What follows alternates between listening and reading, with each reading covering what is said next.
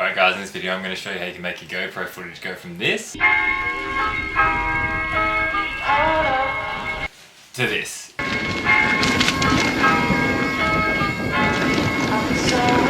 And it's all pretty simple. It's going to cost you about 120 bucks and a few little setting tweaks on your GoPro, but once you do it, it's going to look crispy and good. So crispy. What is crispy? That's how you describe a video. It's going to look good. I don't know about crispy, but good. So all you're going to need is some of these, and I'll show you how to do it.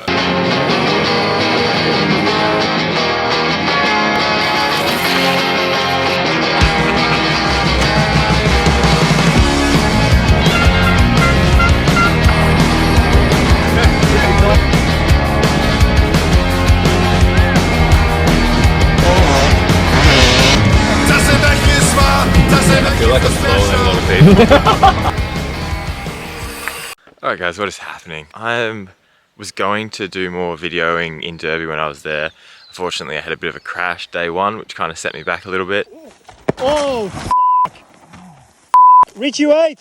So I was kind of more focused on just trying to get healthy and then riding after that, and didn't actually film as much as I'd like to. I did, however, do a heap of runs with my GoPro, kind of testing out these new ND filters that I've just gotten, Polarpro ones. I was gonna put those up and kind of show you the differences I got between using different ones, how it actually affects the look of the footage. I got a lot of questions. I put a video up riding with Eddie Masters a little while ago in Switzerland.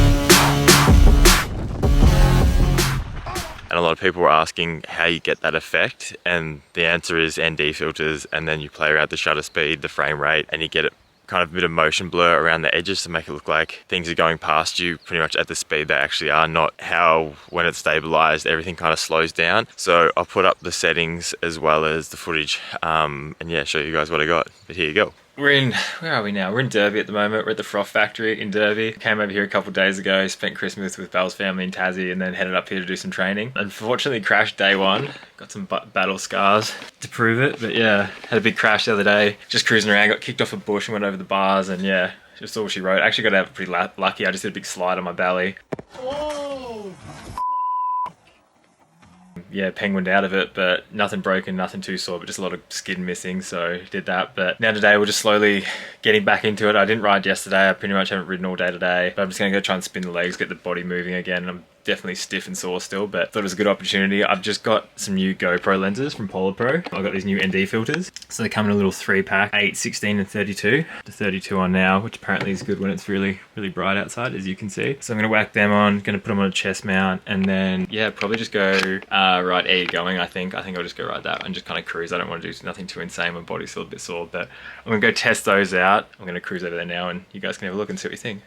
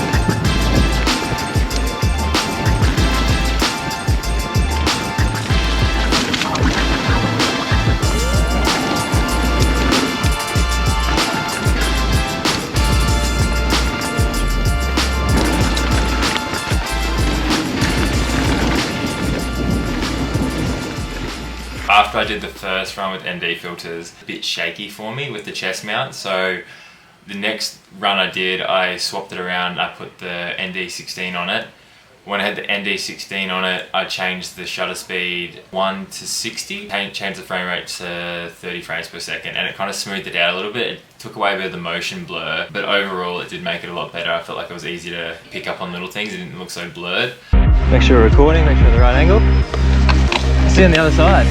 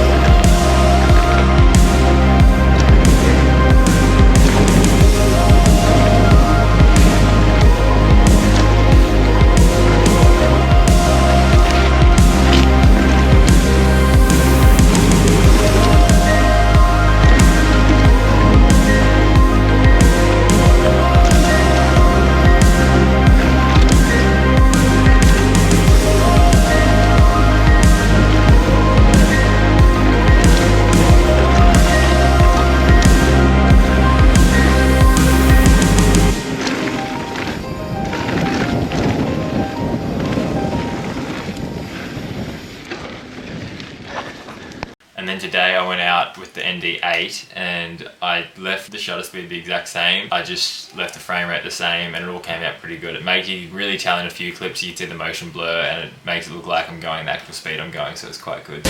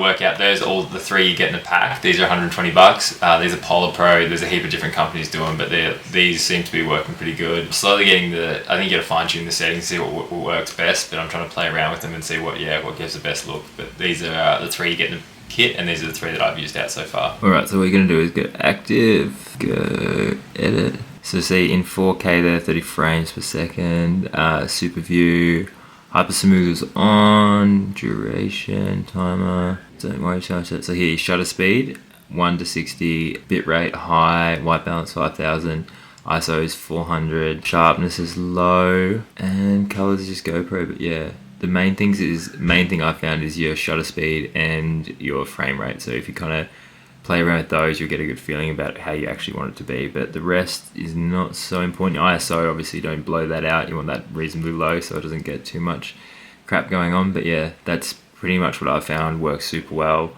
That worked well with the 16 and, well, that worked well with pretty much all of them actually. The 32, the 16 and the 8. But yeah, give that a try and see how you go.